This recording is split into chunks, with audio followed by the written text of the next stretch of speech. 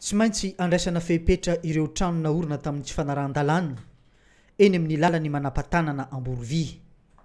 Taoriny ny fidinana ifotony nataony teknisianina avy ao anivon'ny GER no nahafantarana fa misy amin'ireo trano miorina eny manam-patanana no tsy manara-dalàna. Manoloana an'io, nanambara tamin'ny mpanao gazety ny lehiben'ny Fatroboeny Andriamatoa Said Ahmad Jafar amin'ny tokony andraisana andraikitra amin'ny fiarovana ny alahonko eny amin'ny lalany manam-patanana. Ny olana misy amin'ny faritra manam-patanana dia hitatsika mibaribary fa maro ny construction amin'ny sisitsisiny eny. Amin'izy ireny ny ankamaroany dia tsy manara-dalàna. Fantatra zany hoe tsy nahazo lalana avy tamin'ny tompon'andraikitra.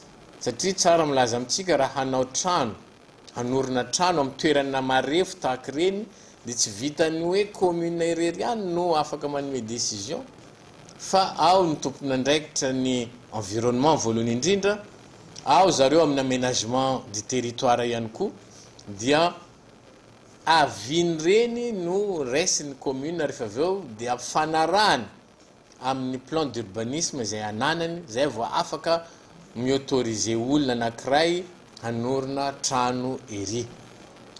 Ka mba hahafana mitsinjo ny taranaka faramandimby dia namoaka hevitra ny CER hoe izay zone inondable amin'iny faritra iny rehetra araka ny resako teo dia tsy azo hanorenana ninninona.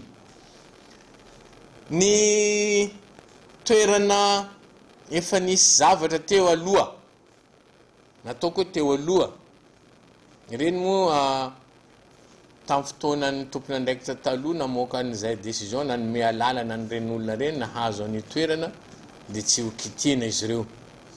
Fa ny vaovao kosa amin'ity taona 2017 ity dia tsy azo atao. Andrasana araka izany ny fanapahan-kevitra mety ho raisy ny tompon'andraiki-panjakana voalohany eto Mahajanga amin'ny fiarovana ny alahonko sy ny sisin-dranomasina eto amintsika, fa indrindra eny amin'ny lalany manam-patanana mihazo ny tanànany Amborovy.